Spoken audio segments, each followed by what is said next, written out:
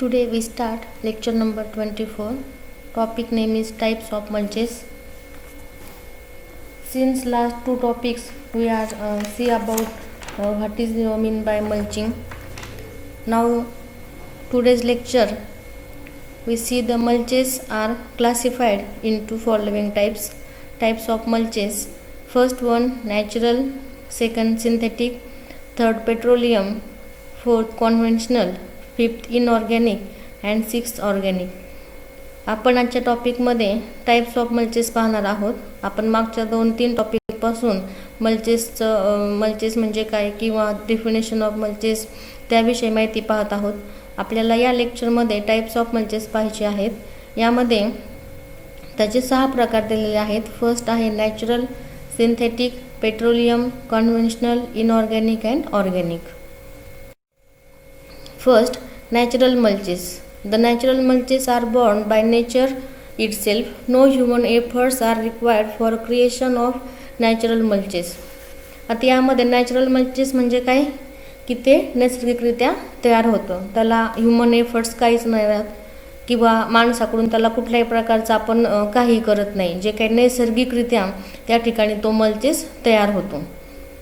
Second, synthetic mulches. It includes organic and inorganic liquids which are spread on the soil surface to the form thin film.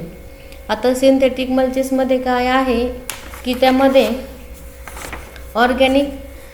It includes organic and inorganic liquid which are spread on the soil surface. एक liquid आहे synthetic मल्चेस की जे आपण soil सरफेसवरती spray करतो in the form thin film. एक पातळ स्वरूपामध्ये आपण त्याच्यावरती स्प्रे करतो.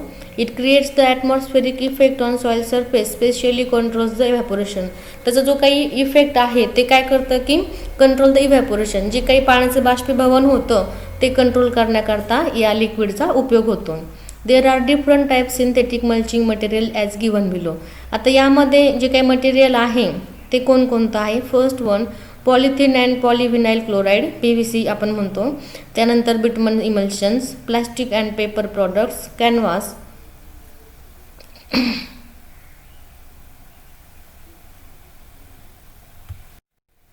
Resins, asphalt and emulsions, latex and cut back asphalts. तर अशा प्रकारचे हे मटेरियल आहे किंवा जे काही लिक्विड आहे या लिक्विड फॉर्ममध्ये आपण सिंथेटिक मल्चेस आपण वापरू शकतो. थर्ड आहे petroleum mulch. This type of mulch are less expensive and easy for application and mostly available in form of emulsion of asphalt in water.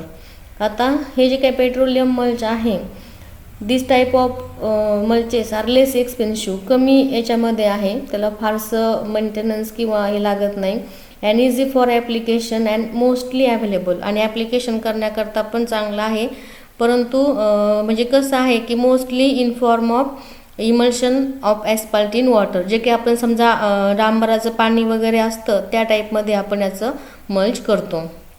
This can be spread on soil surface at ambient temperature so that a thin film in continuous form and may be created which close the soil voids present at soil.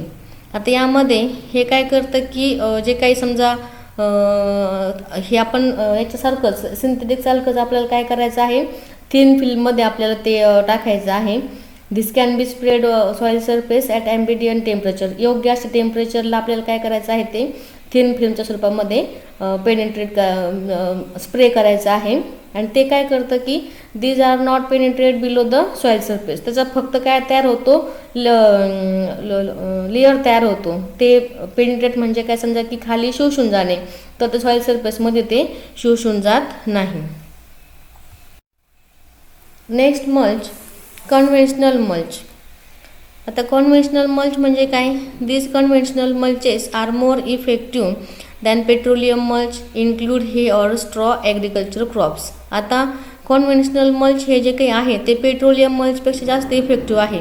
कारण का की ते त्यामध्ये काय आहे, आपलं जे काही काडी आहे किंवा जे काही आपण गवत आहे किंवा जे आपण काड्या गवत वगैरे वापरतो आपण त्यापासून काय करतो, म्हणजे जे काही आपले ॲग्रिकल्चरल क्रॉप्स आहेत त्याचं जे काही रॉ मटेरियल आहे आपण त्यापासून हे मल्चेस तयार करतो.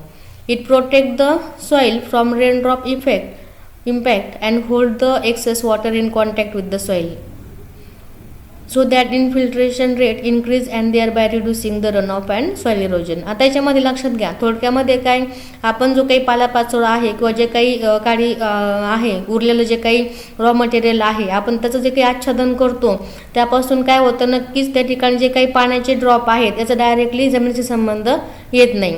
त्यामुळे काय होतं की त्यामध्ये पाण्याच्या जे काही आच्छादन आहे यावरती पाणी पडल्यानंतर त्याचं जे काही हळूहळू काय होतं ते सॉईलमध्ये मुरतं, म्हणजेच त्या ठिकाणी काय होतं, इन्फिल्ट्रेशन रेट हा इन्क्रीज होतो. आणि मग त्याचबरोबर अजून आपल्याला काय सांगता येईल की जे काही रिड्युसिंग द रन ऑफ आहे किंवा जे काही पृष्ठभागावरून पाणी वाहून जातं त्या ठिकाणी ते जात नाही. त्याच्यामुळंच काय होतं, reducing the run of and soil erosion, मातीचं धूप होत नाही किंवा आपण याच्यामधून पाण्याचं आणि मातीचं संधारण करू शकतो.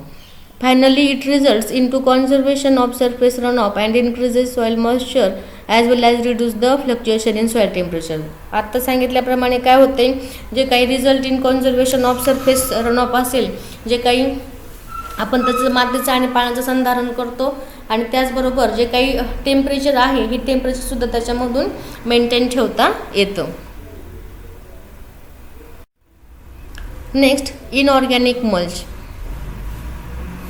आता इनऑर्गॅनिक मल्चमध्ये सॉइल मल्च आपल्याला पाहायचं आहे. This type of mulch is used in arid and semi arid regions and not applicable during summer and rainy season. हा जो काही सॉइल मल्च आहे हा आपल्याला एरिड ड्राय सीझन ड्राय जो भाग आहे रिजन आणि सेमी एरिड समशीतोष्ण अशा भागामध्ये याचा वापर करतात आणि शक्यतो समर आणि रेनी सीझनमध्ये हा सॉइल मल्च वापरत नाही आपण.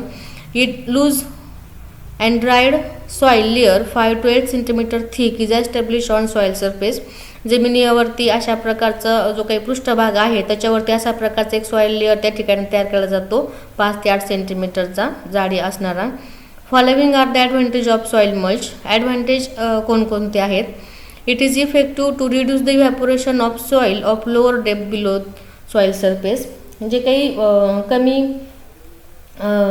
खोलीचे जे काही सॉइल सरफेस आहे त्यामधून जे काही इव्हॅपोरेशन होतं, इव्हॅपोरेशन कमी करण्याकरता आपल्याला सॉइल मल्चचा उपयोग होतो. It obstruct the capillary loss of water from the lower layer. जे काही खालच्या लेअरमधील जे काही केस आकर्षण पाणी राहतं त्याला अडथळा तयार करण्याचं काम इनऑर्गॅनिक मल्च किंवा सॉइल मल्च करतं.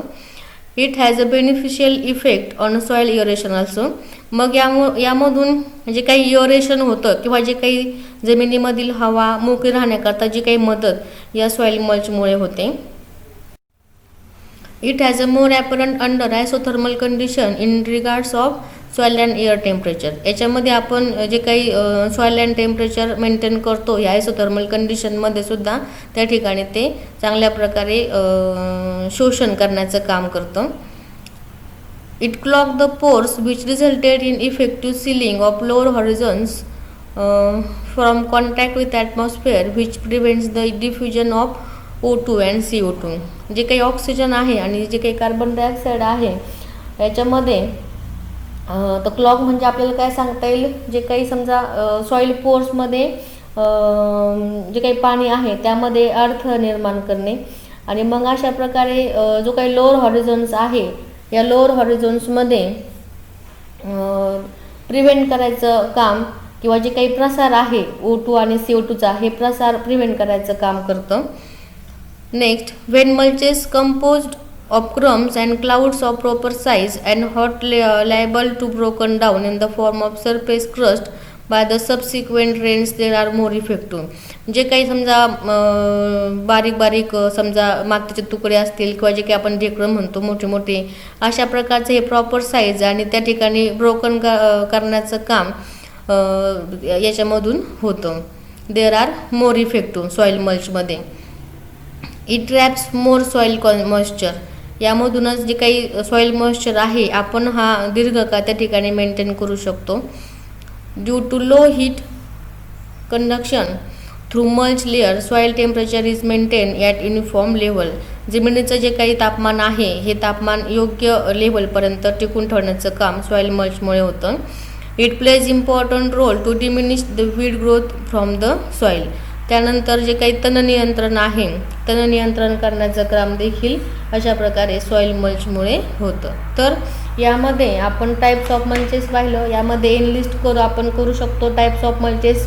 त्यानंतर कुठलाही टाईप्स ऑफ मल्च आपल्याला एक्सप्लेनेशन करता क्वेश्चन विचारला जाऊ शकतो.